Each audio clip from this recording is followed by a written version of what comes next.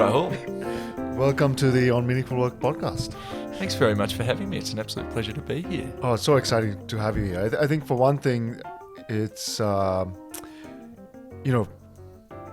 an exceptional athlete, and we definitely want to get into that. But it's also, I think the impetus for me to really want to talk to you is kind of this other thing that you've founded, which is Footy for Climate, which I think is super impressive. And I went to the premiere of your movie that you put together, and I was blown away. So I was really looking forward to speaking with you. Yeah, thanks, Rahul. It's really great to come on and have the chat. And there's lots of things that I'm passionate about. I feel very fortunate to have forged a professional sporting career, and also really fortunate to have been able to connect with some really amazing people through that career and follow another passion, which is Footy for Climate and the work that we're doing in that space. So really looking forward to the chat. Awesome. So maybe to start off with, let's go right back. Where you from? Where did you grow up? Yeah, so I'm sort of Melbourne born and bred, and nice. Grew up sort of Melbourne Bayside suburbs, and really started my my footy journey playing Auskick like lots of kids in Albert Park, and I think I went when I was 5 or 6, and the first year I only went to the first couple of days because I would cry too much because they wouldn't kick it to me. So I was a very sensitive kid, and it took me a little while to sort of figure out that no one just gives you the ball; you have to go and get it yourself. And it's a good metaphor for life, really. Footy's got some great lessons to teach, and it's sort of really shaped a lot of who I am today. And I went to school at Wesley, Wesley College. Played my junior footy at St Kilda City Footy Club, and I played my development.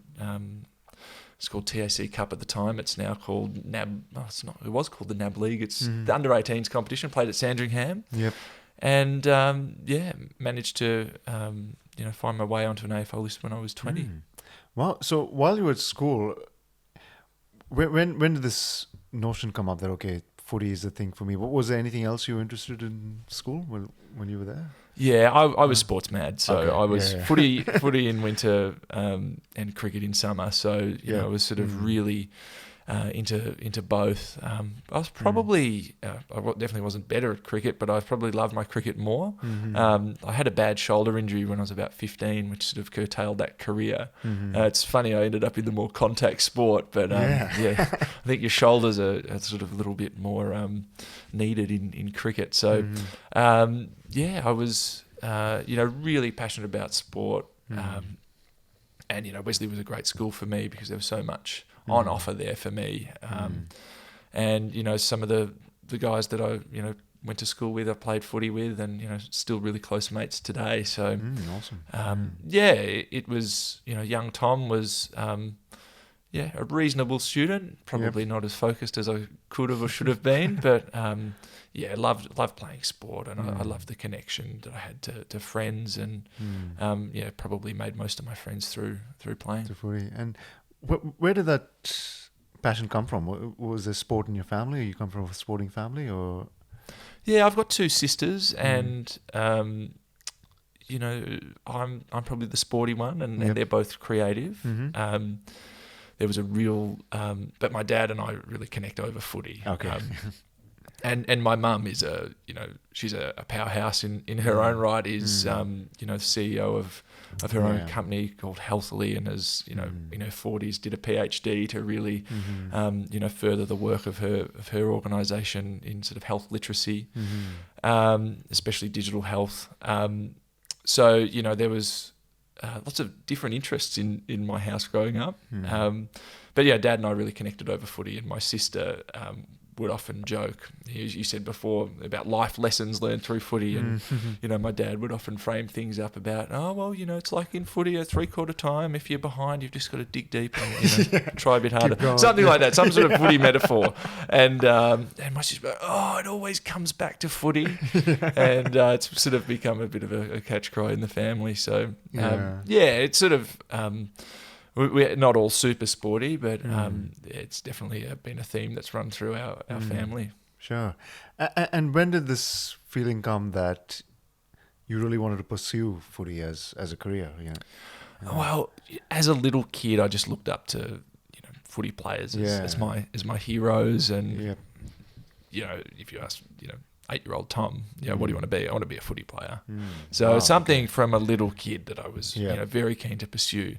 But I had lots of setbacks along the journey to make it there.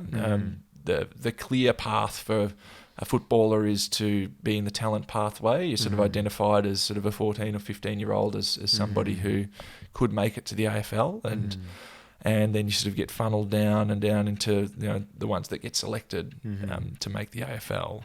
I missed out. So when I was 18, which is the draft age, and the draft is a sort of a complicated thing if you're not a footy follower. I'm not, so yeah. But basically, everyone who's sort of a talented young player will nominate for a draft, and then the clubs get to select players in order. And when I was 18, I nominated myself and thought I was a chance, and I didn't get selected. And for lots of players, that's the end of the journey. They sort of go, oh, well, I didn't get picked and I'll just have to move on, or they don't deal with that setback very well. Yep. And, I took it pretty tough as well. So I went and took myself out of the sort of high-level footy programs. I played local footy for a year and sort of fell back in love with the game.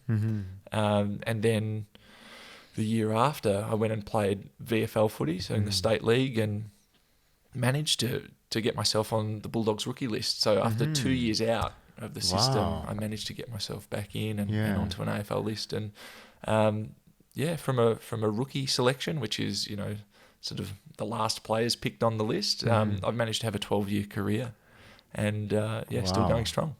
That's incredible. How common is that for players who have not made the first draft pick to then maybe take a step back, reassess, and then think about the next steps? The vast majority of players will be selected out of the under 18s. Yep. But there are some really great players and some really amazing stories of people that have persevered for a really long time, and much longer than I did as well. I was quite lucky to be selected after 2 years. But I even think of some of my teammates now, guys like Callum Wilkie. He's just played his 100th game in a row, and he waited 5 or 6 years before he got drafted and got his opportunity at AFL level. And Jack Hayes, who's just returned from a serious knee injury, but he waited till he was 26 or 27 to get picked up. So there's some amazing stories of perseverance and people that have the dream and the passion. But it takes a lot to get onto the list when you've not been selected before. Yeah. I think sometimes there's a perception that if you haven't been picked, there's sort of a black mark against your name, and you have to prove people wrong and prove that you should be there. And so there's some it's not unheard of, and there's definitely some really fantastic players that have done it the hard way. Yep. And maybe circling back to you when you were 8 and you decided footy's for me, was that mainly Oz kick, or was there something else that really spurred that? Oh well, I loved doing Oz kick. I loved playing footy with my mates. I was either kicking the footy with a mate after school, or asking my dad to go to the park with me so he could teach me how to kick really really big kicks. I think it was just I grew up as a Richmond supporter. I loved going to the games. I'd cry if we lost, and I would scream until I couldn't scream anymore when we won. And I loved singing the song, all the parts of footy that we all love. That was what I connected with. And it was my heroes. I think of the Richmond players of the 90s and early 2000s, like Matty Richardson, Brad Ottens, Wayne Campbell, Matty Knights, all of these players I just idolised. And for me it was, I don't think at 8 years old you're thinking about what's a good career to have. It's just you just want to be an astronaut or a firefighter or a footy player. But I think that's the extraordinary thing, and it's every 8-year-old who loves footy wants to be a footy player, very few make the cut. And it just from what you're saying, like still fewer make the cut after kind of not being knocked back from the first draft pick. Where do you think that mindset came from? From this perseverance to just keep niggling at it, keep going at it. I think it's definitely honed over time. I was really devastated when I wasn't selected. Yep. And I think, it wasn't so much in the moment when I wasn't selected. I think I could see it coming over the year. I had some injury setbacks. I didn't play very well when I was 17, turning 18. But, that moment when you're not selected, then it is sort of the dream coming crashing down. And left to my own devices, I might have just given it away. But I had some fantastic mentors around me. And I think, young players, young people, really need lots of advice, guidance and support. And I was really lucky to have so much of that from a couple of coaches and other sort of team staff that had been around me. Through my junior footy journey, my family were really supportive of me. And, not everyone's so lucky as I was to be able to live at home rent-free and pursue your sporting career. Sure. Yeah. I wasn't really getting paid. Yep. I was, whatever money I did make, I was going to training and, putting fuel in the car and, yep. Getting, myself to, different, games and all of that sort of stuff. So, I was incredibly supported in those 2 years where I was, trying to make a career of it. Yep. And then I think for me there's also a sense of, I think at that point, like, gee, I'd better try my best because lots of people are, giving me so much support to pursue my dream. And then I think it becomes a habit as well. At some point it's part of your lifestyle, part of the way you are to do the work and keep getting after the goal. As an 18-year-old, did you have a plan B that you might go to uni or do something or what have you? Yeah, I was enrolled in uni and I definitely was going to take a year away from study and sort of live a little bit of life. I told you I played local football. There was a plan to get back into higher levels of footy, but I think I needed to take some time away to love the game, to go get a job, not study, and figure out who I was a little bit, grow up. I think it was a really important piece as well. I think over those couple of years, I had some really great experiences. I played at a local football team called Old Scotch Football Club. Was really embraced in that community, really supported, and I think it was a great place for me to learn and develop. And then I played VFL football at Bendigo Footy Club. Wow! Yeah, which was actually based out of Essendon. Okay. It's quite funny. So I wasn't driving to Bendigo. You didn't have to move to the country. Yeah. But I think that those couple of years, it was really important. It actually got me to AFL football sort of far more mature and ready. I've played with so many young people over my 12 seasons, and some come in ready to go. Like they're really mature, really level, and, happy to step into that sort of adult environment. And I was probably a little bit less mature, and just much more sensitive and not as open to, constructive criticism, which comes in, professional sporting environments. Yeah, for sure. So it was definitely a critical couple of years for me, and has definitely shaped, my whole footy career. So in that time, when you were saying you grew up or you matured, what was that process? I think as a private school boy, I was sort of given everything on a silver platter in many ways. You sort of, I would catch the bus to school, and then I'd go to school, and I'd go to my classes, and it was very comfortable, and didn't have to think about where I needed to be, what I needed to do, and catch the bus to footy training, and get a kick, and then mum or dad would pick me up, and so there was this. I sort of lived in this bubble, and while it was a fantastic education, I was given brilliant opportunities. Not being selected in the draft was the first time anyone had sort of said, no, it's not you. And it was a big shock. For sure, but an important one. And I said, oh, that's not fair. And then had to have that conversation that some young people have to have. It's like, no, mate, it's not always going to be fair. And sometimes you've just got to do the work and make it happen for yourself. So as I said before, had some really fantastic mentors that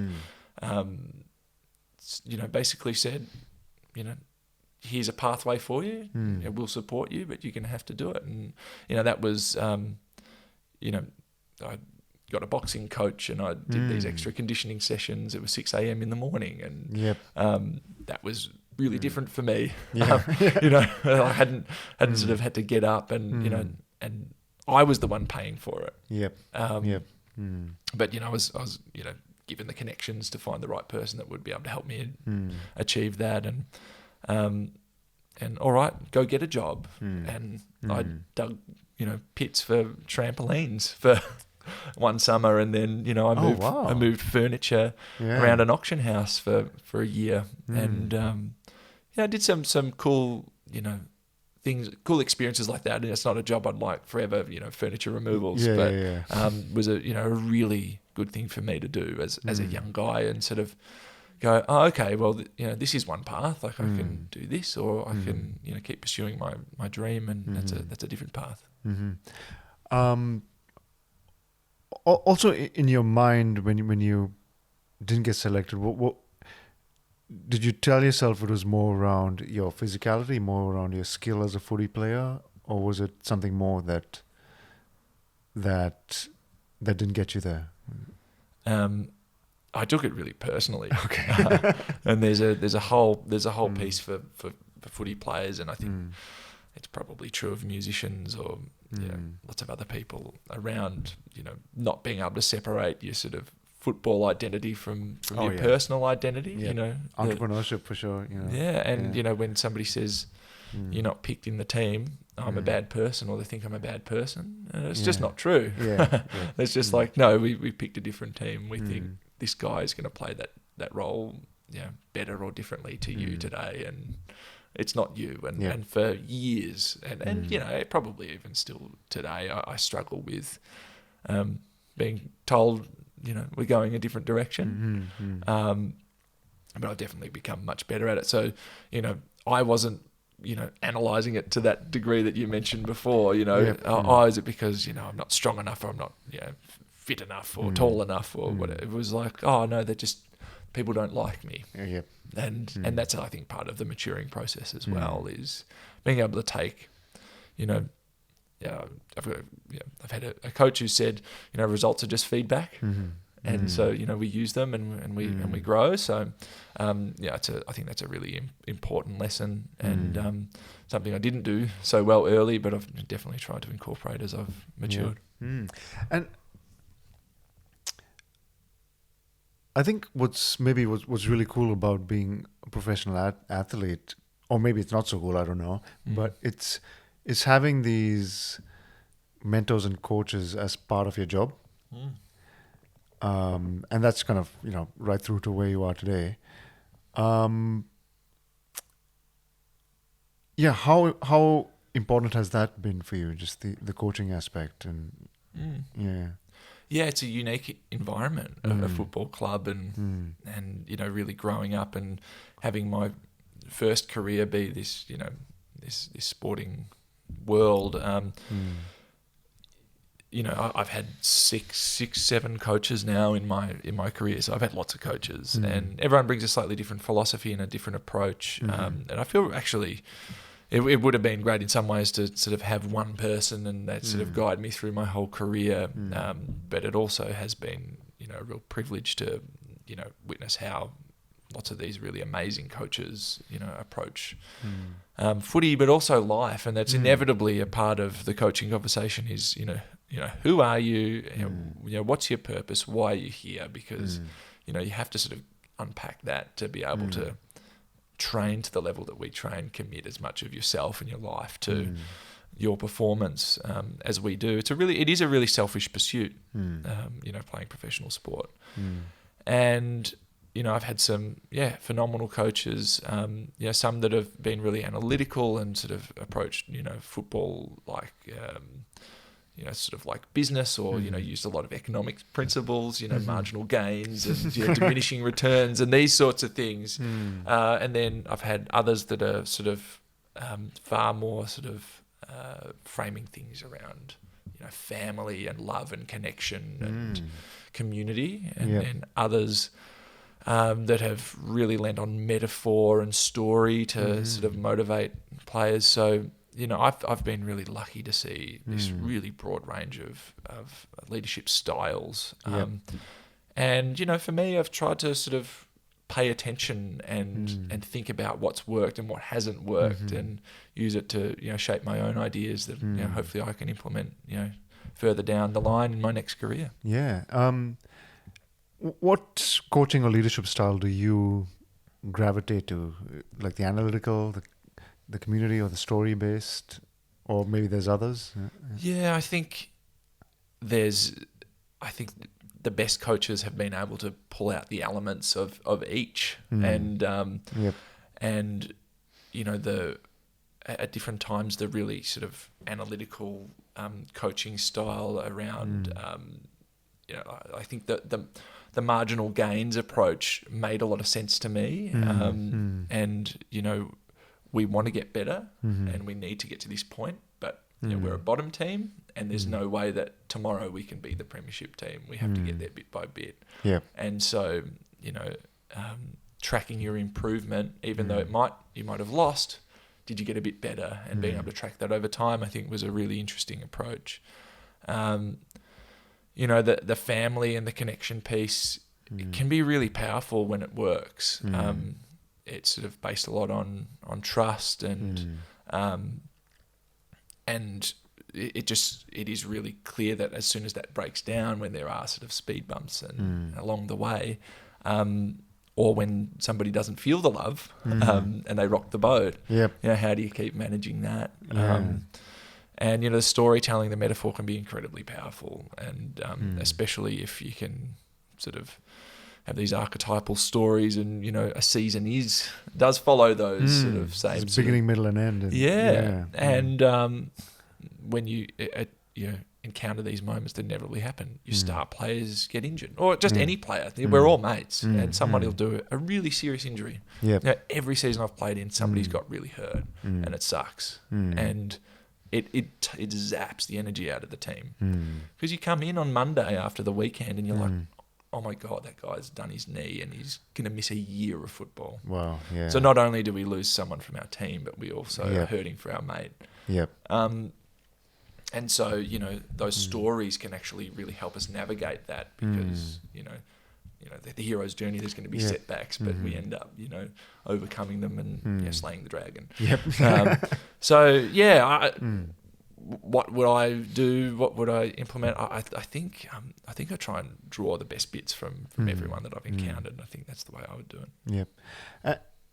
And also, I'm guessing you're competitive, being a competitive athlete,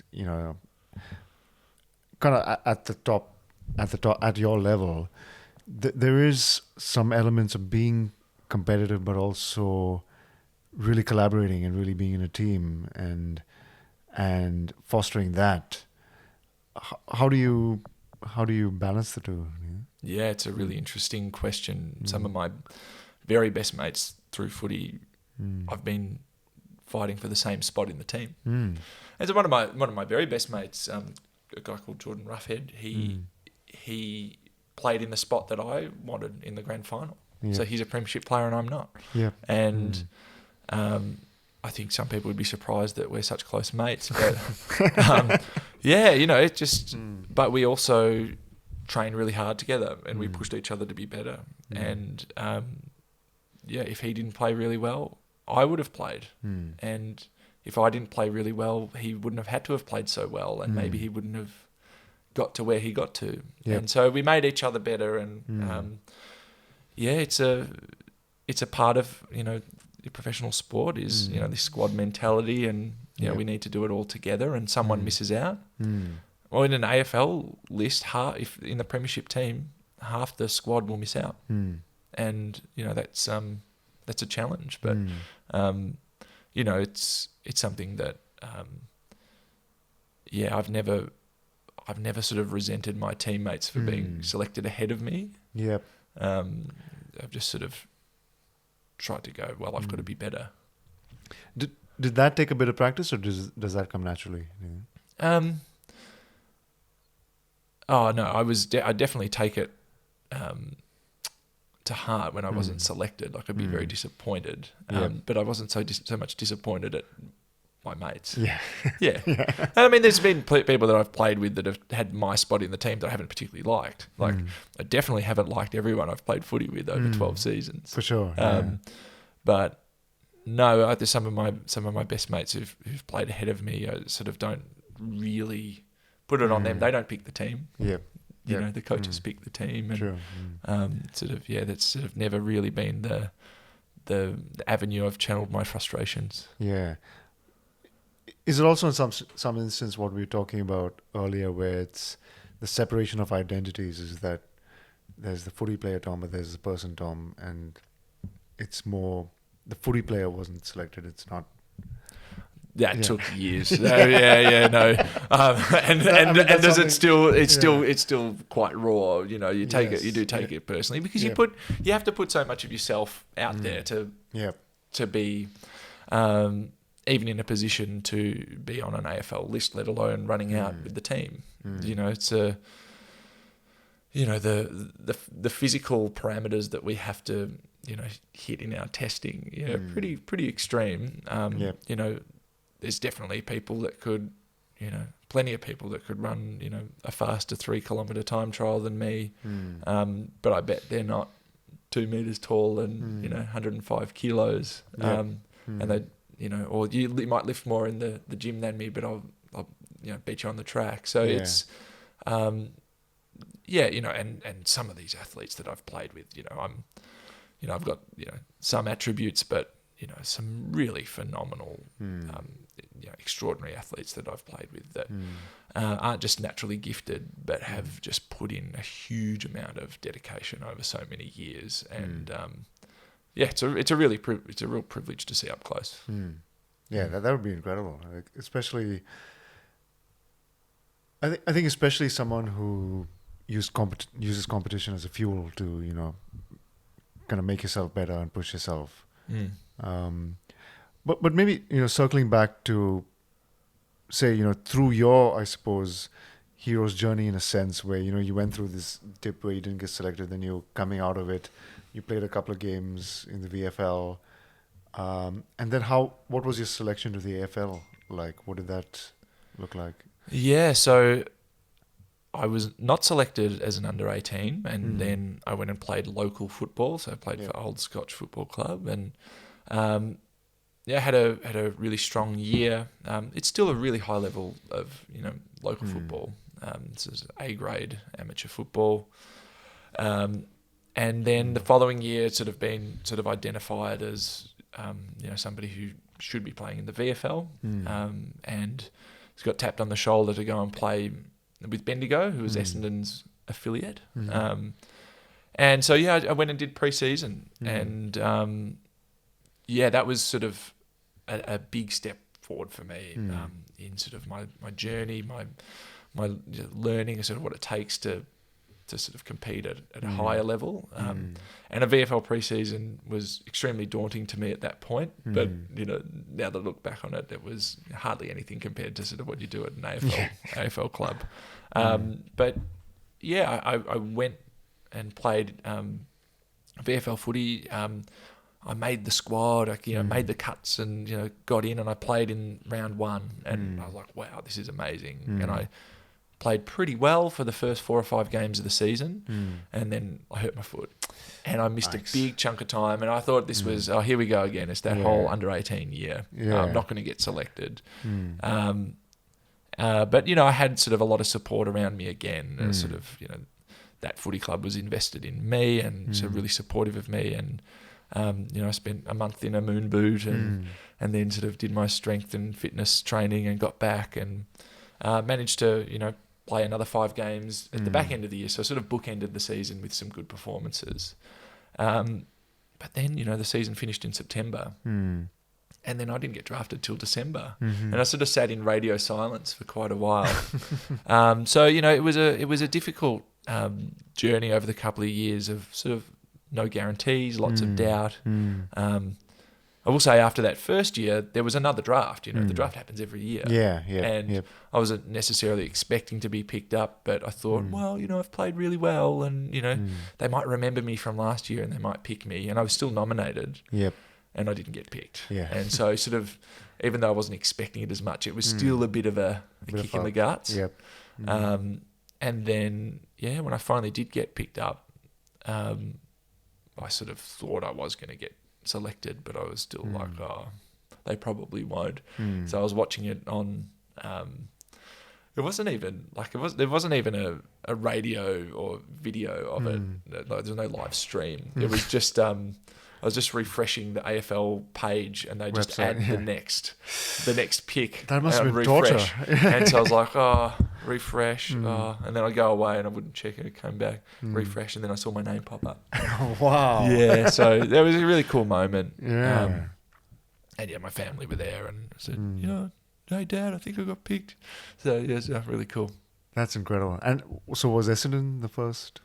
No, so I was thinking that I was going to go to Essendon, and then I ended up at the Bulldogs. Okay. So they had the pick before Essendon, and a bit of a sliding doors moment because Essendon had that whole drug saga the next year. So I sort of dodged a bit of a bullet there. It might have derailed my career in another way. So I was really, really fortunate to end up at the Bulldogs, and I was there for 7 years. You know, had some success in the reserves. You know, played in 2 grand finals, premierships in the reserves. Missed out on the AFL grand final, but you know, it's definitely an incredible privilege to be around a successful club at that time. Yeah, that would have been amazing. But also, I suppose, you know, say growing up in footy and, you know, coming through the local clubs and the VFL and then onto the AFL, like forgive my ignorance, like I don't know much about footy, but there seems to be this real community and this real culture of support, even in the lower echelons of footy. I was wondering if you could speak to that a bit and how that's shaped you or how that's given you, I suppose, a notion of community or what that means. Yeah. Well, and I might be taking us down a different direction, but it is really the core of what Footy for Climate is about, is that community. And, you know, local clubs, you know, run by volunteers in every community right around Australia, from cities to, you know, rural and country towns, has a footy club. And it's a community of people that come together. They share a love of the game, but they also share a connection to place. And you know, it's an incredible thing to be a part of a footy club. And you know, I've been so fortunate to be a part of quite a number of footy clubs, but been really embraced by those communities I found myself in. And we know that so many of our teammates in the AFL, you know, think so fondly of their time at their, you know, grassroots and community clubs. And you're absolutely right. There is this incredible community that exists in AFL member bases. You know, people love their club. Who do you support?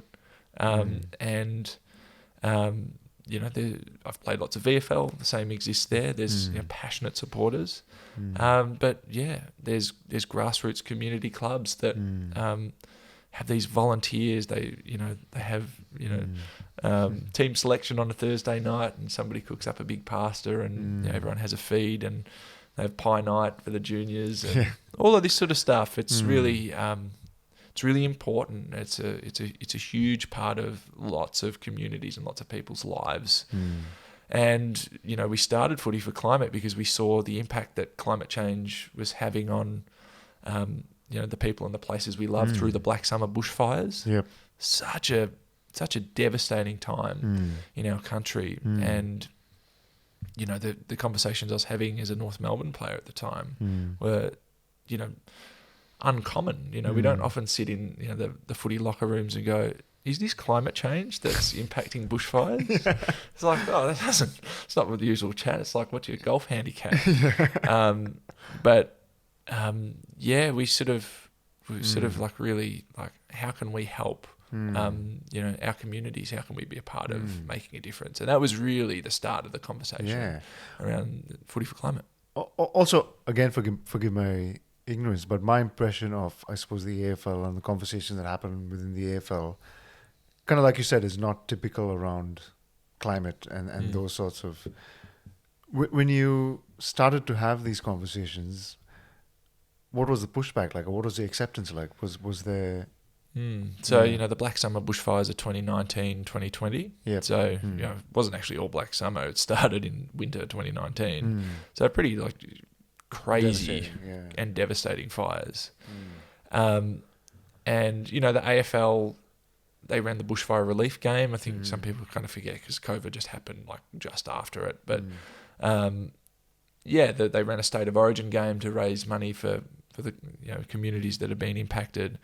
But, you know, when we were really starting to think about launching Footy for Climate, the political landscape was pretty fraught, and even the sort of culture around, you know, talking about climate was, you know, a little bit contested. You know, it was, you know, we launched before COP26, so Australia didn't have a net zero 2050 target. And yeah, there was sort of very limited ambition in Australia in that space. And, you know, we were really talking about how, you know, we can be a part of protecting the people and the places we love. But there was definitely concern that people were going to think that we were trying to be really political. But, you know, we just thought, no, we're just gonna be brave, and we're just gonna do it, and we're gonna, you know, tell our story and our connection to this problem, and try and be part of the solutions in the ways that we can. And because we're not experts, and it can be really difficult to, you know, go on, you know, breakfast TV or on the radio and talk about climate change, and, you know, you worry that you're going to get quizzed about the science. The science is settled. You know, don't need a footballer on there saying, you know, this is, you know, what's happening. Everyone knows that. There's no questions.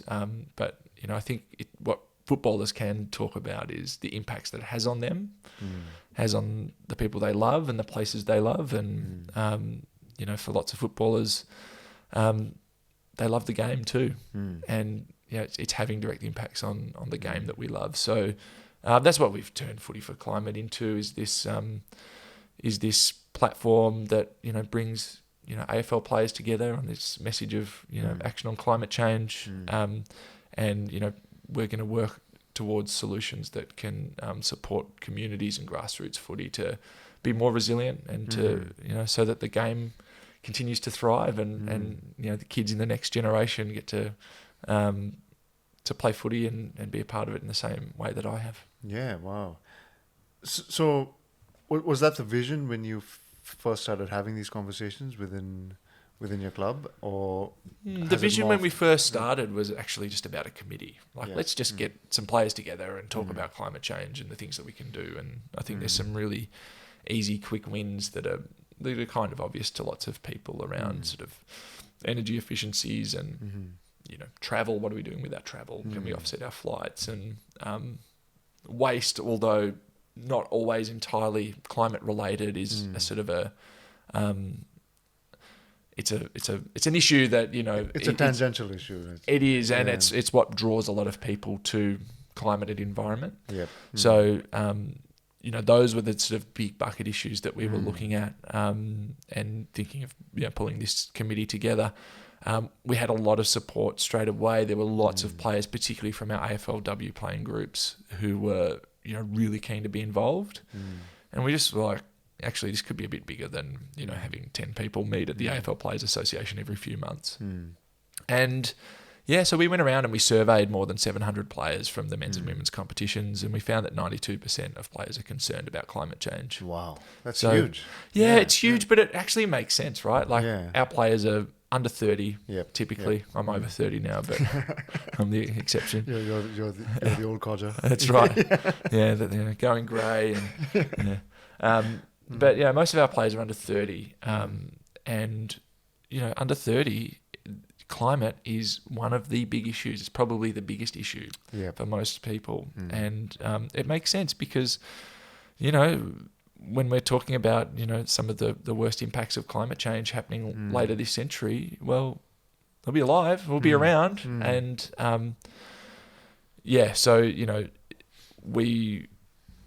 we weren't entirely sure, what the support would be like, but at that point we were like, okay, there's something here, and we've got the support of the players, and let's start to build out this idea into a not-for-profit and see what we can do. Yep. So where you are at, sorry, let me try that again. Where are you with it today? Is it? Yeah. So Footy for Climate has now been launched for more than 2 years, and it's been a slow process because I volunteer my time.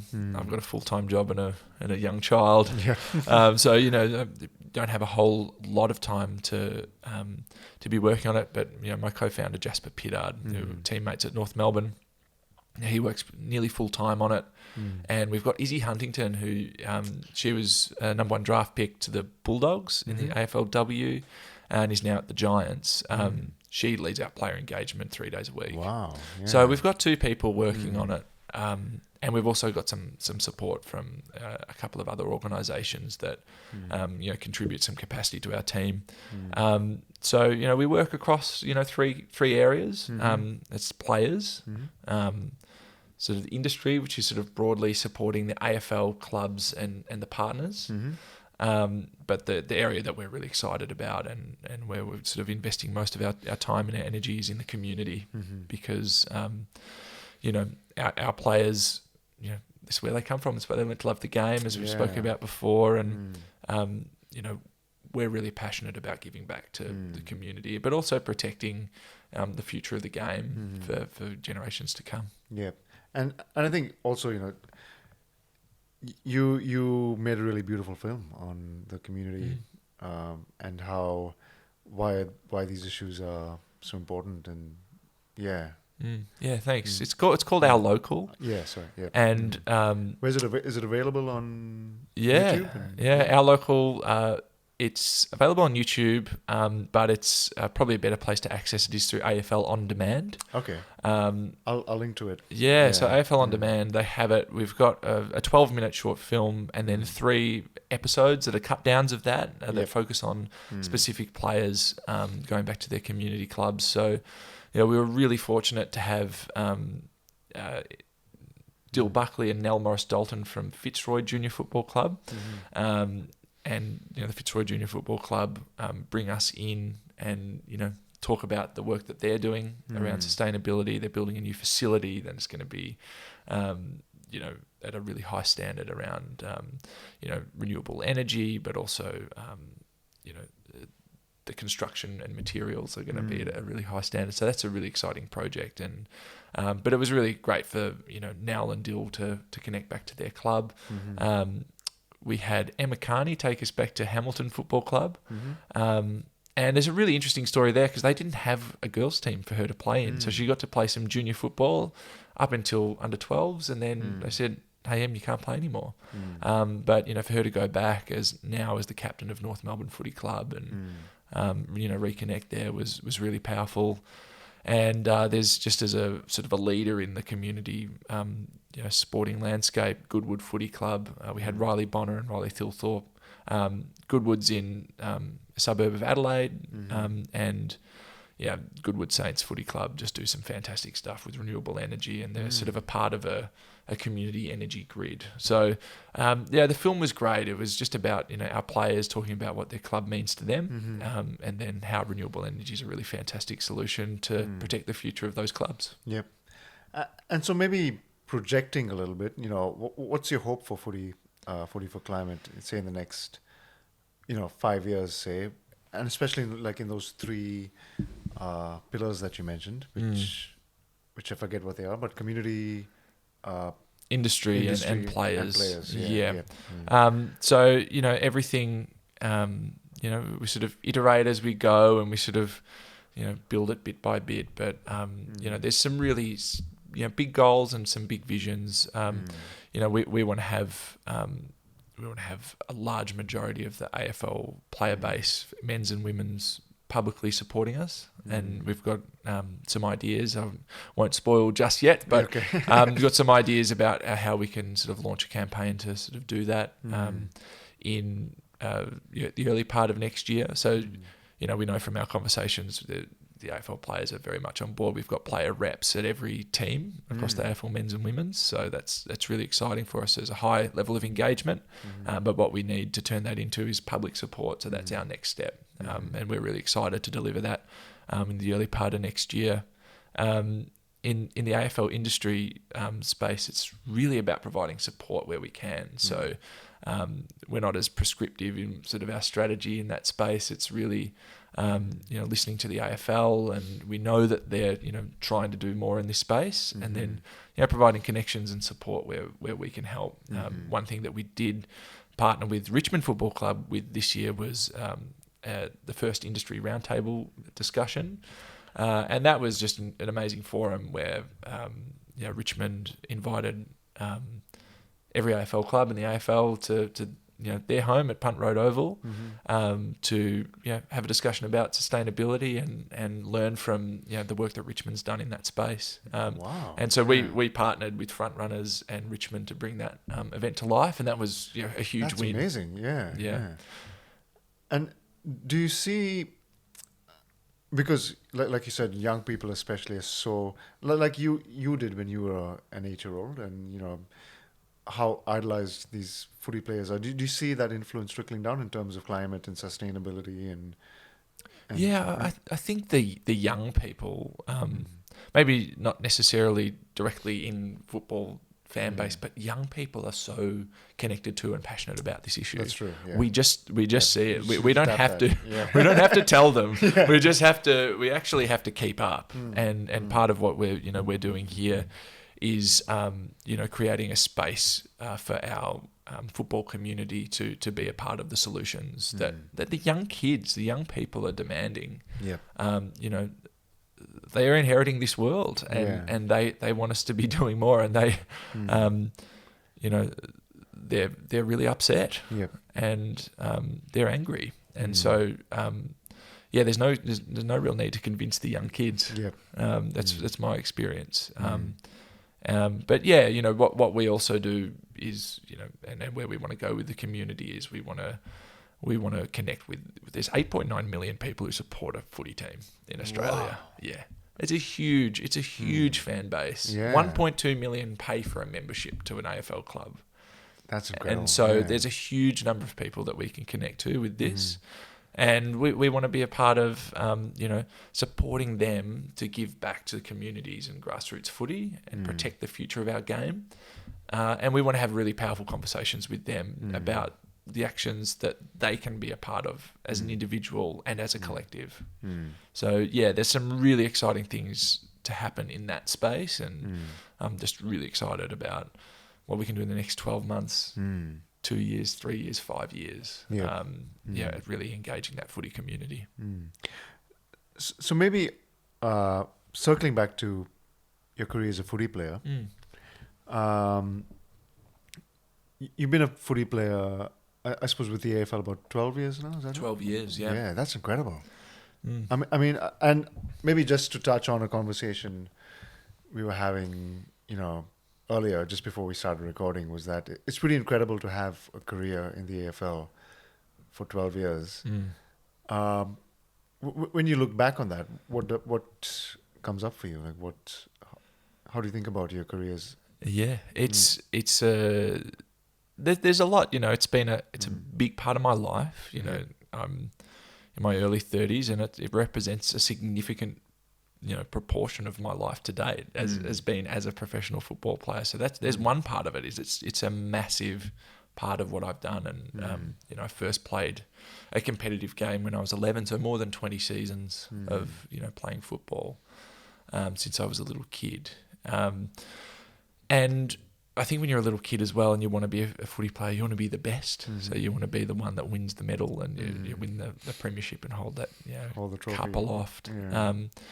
And that hasn't been me, and that hasn't been the career that I've had. I've been one of the guys that makes up the numbers a bit. Yep.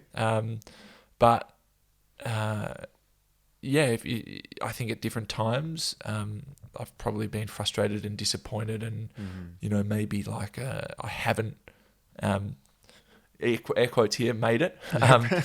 But I think, reflecting from where I am now with much more footy behind me than ahead of me, I'm really proud of, my ability to persevere and really contribute to, in a meaningful way to 3 teams. And there has been some team success and some personal success along that journey, but it's also shaped me and who I am. And, I'm definitely a much more resilient person than I would be, if I hadn't have had a really long AFL career. Sure. And you're also recently a dad to young Jules. Yeah. Has fatherhood changed the way you think about your career? I think it changes my approach to my career in some ways. I mentioned before, footballs and professional sports are a really selfish pursuit. You have to give a lot of yourself over to that. And I'm less prepared to give all of myself to football, and just trying to find the time to balance my preparation for games and training and the rest, and making sure that I spend enough time with Jules as he is in those really precious early months and years. So for me, it's a definite shift in how I think about how I prepare for football, but I think it's also made me realise how much I am capable of. That I still can find time to do that extra recovery and prepare mentally for games and make sure I'm sharp on what the strategy and what the structures and the specific game plans for each game look like and what my role is. So I can find time for that and sort of be there for the really important moments, and support my wife Em as well. She's doing an amazing job in these early months, and it is an incredibly intense period in the first few months, but we support each other, and I'm just really lucky to have someone like Em doing this. Huge shout out to Em. We love you, Em. We do. We love you. Maybe to tie this conversation into a big bow, then this podcast is really about meaningful work, and now I think you've got really 2 avenues, which is footy and AFL. Footy for Climate. What does the term meaningful work mean to you? It's something that the actual phrase meaningful work was brought up in the early conversations with Footy for Climate. Wow. Yep. My co-founder Jasper Pittard, when we first came up with the idea, knew that he was right at the end of his playing. He'd sort of lost the fire and was ready to move on. Probably unlike me, hadn't probably spent as much time thinking about what he might do after football, hadn't really done any study. Knew he's a really creative guy and has incredible ideas and has really shaped a lot of the look and feel and a lot of the essence of what Footy for Climate is. But we had this conversation about I don't want to just have to go and play local footy somewhere and then have to do a finance course and become a mortgage broker. Like no dramas if you are a mortgage broker, but that was just the one that we sort of mentioned in this conversation that was like, no, that doesn't, for Jasper in particular, he's this creative guy and he's got so many passions, and he's like, I want to do meaningful work. I can't go somewhere that's just for a paycheck. And the actual idea for the first committee was like, well, mate, you got to get some experience. You got to go and get on a committee. Or it's like, well, I'm really passionate about climate, and who's going to have me on their climate committee? I was like, well, start one. Let's start one right now. And so we sketched out this idea for it, and then what was going to be just like an experience builder, and something to go, oh yeah, I've had these conversations, and so I'm going to be a part of entering this climate environment space, has turned into an actual job for Jasper, and hopefully when at some point when I finish I can work in the organisation too. And so not all of it, but there was definitely some part of this journey with Footy for Climate that was about shaping meaningful work. And the piece for me is around football career is what a privilege to have your dream be your job, and extremely so. Yeah. Very few people achieve that. Yeah, and I think there's definitely been some hard moments, and some dark moments around, not being able to separate that sort of personal and footy identity. But what's got me through those times is actually being able to reflect on the dream, and young Tom, and I talked to a few people that I trust around honouring young Tom when the going does get a bit tough, and you can't quite find the fire to get out and play the game or do the training session, and young Tom would do anything to be in the position you are now. So you've got to honour him. So I think from those two perspectives, meaningful work. One, I feel very privileged to have been able to live a dream. And then for the other one, it was about also acknowledging that we've been in this really privileged position to bring something to life that means so much to us, that for Jasper and I, to be able to pursue as a next career. I think you're honouring two Toms. I think there's the young Tom, but there's also the 80-year-old Tom looking back on his life and going, man, I did some shit. Thanks, Rahul. There's lots of shit to come, but to come for sure. You're only 30.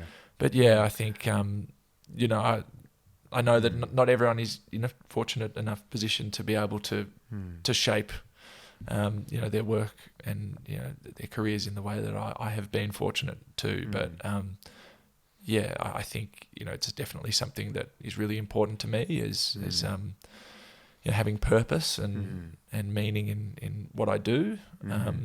And another shout out to Em. It's a massive thing for her. So we have so many conversations about the life we want to live, and how the work we do supports the people we are and the life we want to live, and the family that we're building with Jules as well. So it's been really cool to chat about all of those different things with you today. And I really appreciate the time. I really appreciate you coming here and doing this. And also, I think you've been on an incredible journey. In a way, like your hero's journey is almost starting again. So I can't wait to see what happens, mate. Thanks, Rahul. All right. Thanks heaps, mate. No, my pleasure. Love being on. Thank you for listening to this podcast. If you're enjoying and are learning from this podcast, please subscribe on YouTube, Apple, and Spotify. A great zero-cost way to support us is to leave a review on Apple Podcasts and Spotify. If you are feeling extra generous, it would be great if you could leave a comment or feedback on our Apple Podcast or YouTube pages. Or you could email your comments and feedback to me directly at rahul@disruptivebusinessnetwork.com.